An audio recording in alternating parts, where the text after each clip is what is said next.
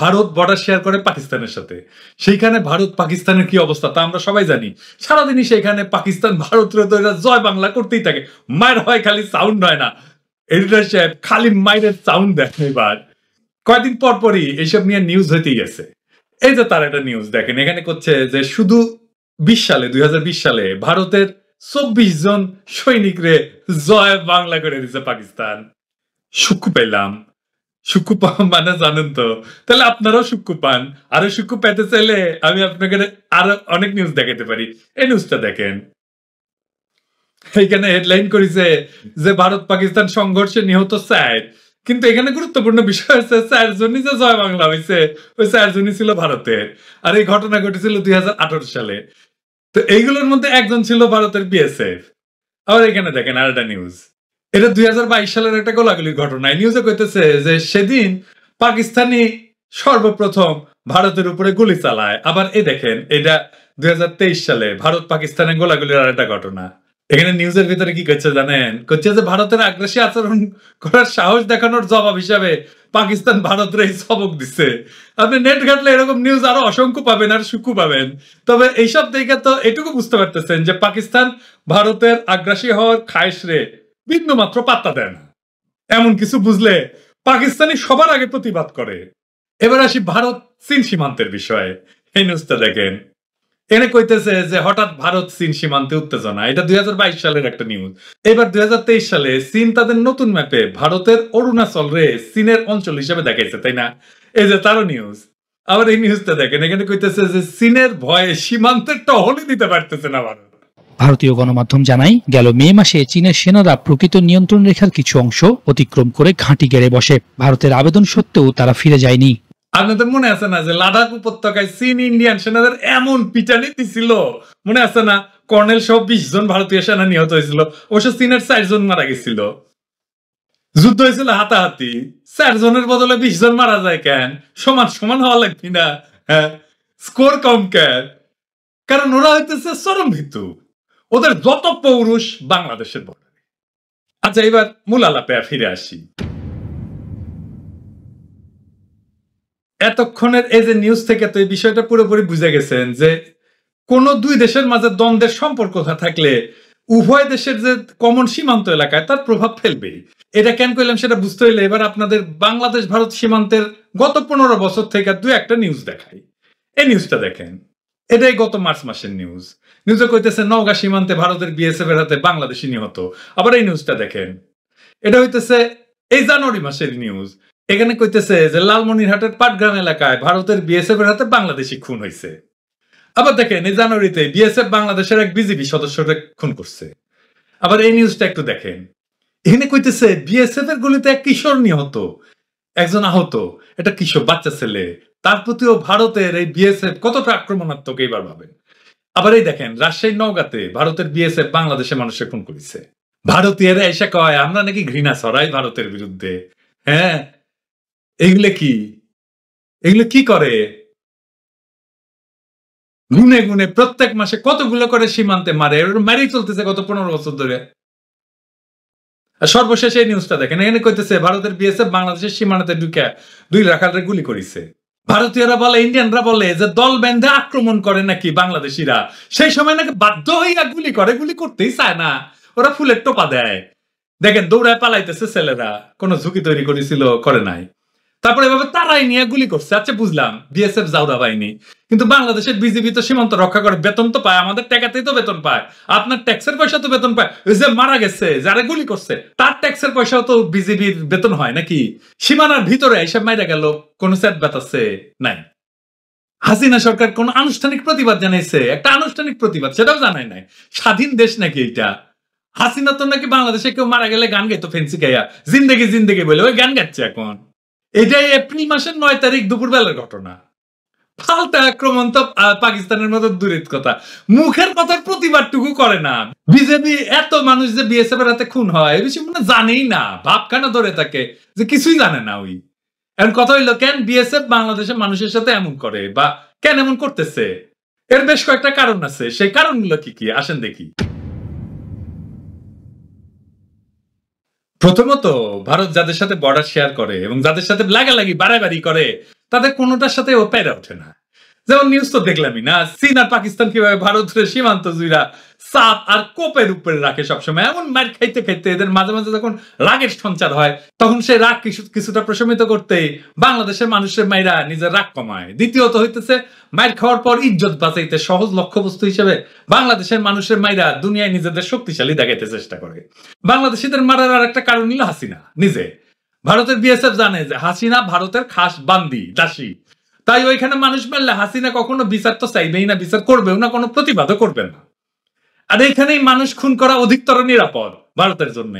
আর তাই ভারতীয় বিএসএফ বাংলাদেশের মানুষের মানুষ না বরং খেলনা মনে কইরা মারতেছে, পাখি মারা যেরকম সেরকম। এসব ব্যাপারে হাসিনা চুপ থাকে, তার আবার একাধিক কারণ আছে। তার একটা কারণ হইতেছে ভারত হাসিনাকে অবৈধভাবে ক্ষমতায় রাখিছে, এটা তো কৃতজ্ঞতার ব্যাপার আছে, তাই না? হাসিনা কলে খুবই কৃতজ্ঞ মানুষ আর কি। কিন্তু দেখেন এই যে প্রিয়াঙ্কা গান্ধী চেপ্পা ধরে কইছিল যে ওই নাকি অপেক্ষা করিচ্ছিল আলিঙ্গনের জন্য, হ্যাঁ, রাজীব গান্ধীর যে বোন। তো কংগ্রেস ছাপাইতেছে ইন্ডিয়াতে, আর যে কংগ্রেসের বদৌলতে হাসিনা ক্ষমতায় আসিছিল প্রথম টার্মে, হাসিনা কিছু মুখের কথা কইছে ওদেরকে? হয় নাই। হাসিনা যে ওর নানি ইন্দিরা গান্ধী যে রাজনৈতিক আশ্রয় দিছিল, ঘরের ঝাঁটাত পর্যন্ত কিনে দিছিল ইন্দিরা গান্ধী, তার নাতনি, তাদের জন্য একটা মুখের কথা বলা, সেটা বলছে? বলে নাই। কারণ কি? কারণ ওই কৃতজ্ঞতার বদলে যদি সে কিছু বলে আর ভারতকে যদি বাংলাদেশের মানুষ মারতে নিষেধ করে, তাহলে মোদি রাগ করবে, বলবে যে আমি তো আমার বউ নাই, তার উপরে তুমি আমার হাত মারতে দিতে চাও না, থুকু গুলি মারতে দিতে চাও না, তাইলে আমি যাবোটা কোথায়?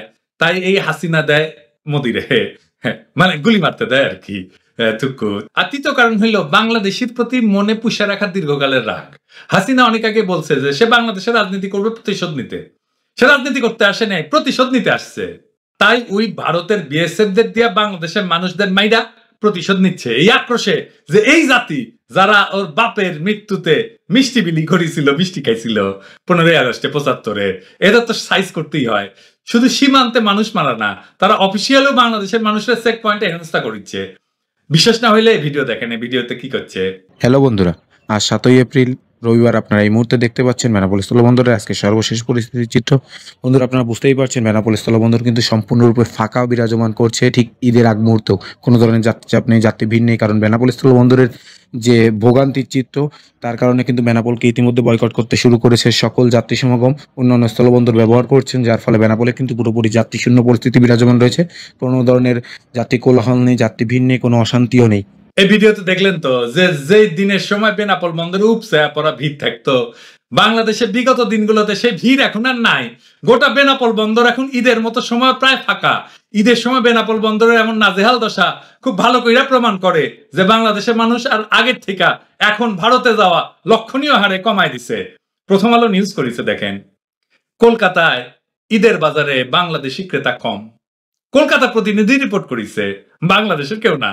কিন্তু প্রথম আলো তো কিঞ্চিত জাউরা আছে, তাই ওই কারণ খুঁজে বের করেছে যে বেশি গরম হয়েছে সেজন্য যাচ্ছে না। শুধু তাই না, এই বছরে ভারতে বাংলাদেশি ক্রেডিট কার্ডে খরচা 16.5% কমিছে। সাবাস বাগের বাচ্চা, বয়কটে নাকি কিছু হয় না, হ্যাঁ, বয়কটে 16.5% কমে দিছি, মানে এই টাকা তো খরচা করতে ইন্ডিয়াতে যায়, 16.5% কম খরচ করেছে। এইটা 100% কম হবি, জিরো হয়ে যাবি, শূন্য হয়ে যাবি। এটা গেল বাংলাদেশ ব্যাংকের রিপোর্ট।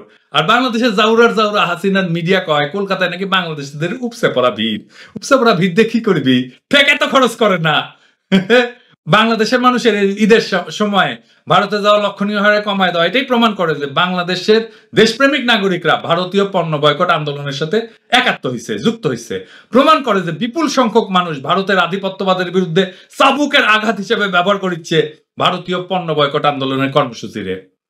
বাংলাদেশের মানুষের পণ্য বয়কট আন্দোলন যে গুরুত্বপূর্ণ ইম্প্যাক্ট ফেলিচ্ছে, বেনাপোল বন্দর খালি থাকা তারই একটা পরিষ্কার নিদর্শন। এইবার আসি এই একই ভিডিওতে উল্লেখ করা দ্বিতীয় প্রসঙ্গে। এই ভিডিওতে এটাও শুনলেন যে এরপর থেকে যারা বাংলাদেশ থেকে ভারতে গেছে কেনাকাটা করতে, ইন্ডিয়ান কাস্টমস তাদের প্যাকেটজাত বা তাদের পণ্যগুলা যেগুলো কিনছে তারা রেখে দিতেছে এই বলে যে তোমরা বাংলাদেশিরা তো ভারতীয় পণ্য বয়কট করছো, তাহলে আবার ভারত থেকে ঈদের পণ্য নিয়ে যাবে কেন? দেখেন। তবে সব থেকে বড় যে বিষয়টি যে ইন্ডিয়া ফেরত বাংলাদেশি যাত্রীগণ কিন্তু মহাবিপদে পড়ছেন ইন্ডিয়ান কাস্টমসে ফেরার পথে। কারণ আপনারা নিশ্চয়ই জানেন বাংলাদেশে এক শ্রেণীর লোক ইতিমধ্যে ভারত বয়কটের ডাক চলমান রেখেছেন সোশ্যাল মিডিয়াগুলোতে, যার ফলস্বরূপ ইন্ডিয়াতে এই বিষয়টি রিউমারভাবে ছড়িয়ে গিয়েছে এবং তারা কিন্তু এখন অবগত আছেন বাংলাদেশি নাগরিকগণ ইতিমধ্যে ইন্ডিয়াকে বয়কট করতে শুরু করেছে। আর এই বয়কটের ফলে কিন্তু তারা অতিরিক্ত প্রেশার ক্রিয়েট করছে যাত্রীদের উপর। যারা ঈদের শপিং করতে ইন্ডিয়া গেছেন তারা সরাসরি বলছে আপনারা বয়কটের ডাক দিয়ে কেন আবার ইন্ডিয়াতে আসছেন ইন্ডিয়ান পণ্য কিনে ঈদ করার জন্য। তাদের পণ্যগুলো কিন্তু জোরপূর্বক ডিএম করে নেওয়া হচ্ছে ইন্ডিয়ান কাস্টমসে। এই বইলাই বাংলাদেশের মানুষের টাকায় কেনা জিনিস ভারতীয় কাস্টমস হাতায় নিচ্ছে। কেমন চোর, কেমন ডাকাত দেখেন। আর আপনারা যান ওইখানে, হ্যাঁ, পয়সা খরচ করতে। প্রশ্ন হইলো এটা কেন হইতেছে? এর প্রথম কারণ হইলো আমি ভারতীয় পণ্য বয়কট আন্দোলনের শুরুতেই বলছিলাম যে এটা এমন এক কর্মসূচি যেটার মাধ্যমে ভারত শুধু মাইরি খাবে, কিন্তু এই আন্দোলনের মোকাবেলা করার কিছুই পাবে না। তাই কিছু না পেয়া ঠিক যেমন চীন পাকিস্তানের হাতে মাইর খা কাপুরুষ বিএসএফ বাংলাদেশের নিরীহ মানুষকে গুলি করে মারে, তেমনি ভারতীয় প্রশাসন কিছুই করতে না পেরা কাস্টমসকে লেলায় দিছে। তারা যেন মানুষের টাকায় কেনা জিনিস নিজের মনে করে হাতায় নেয়।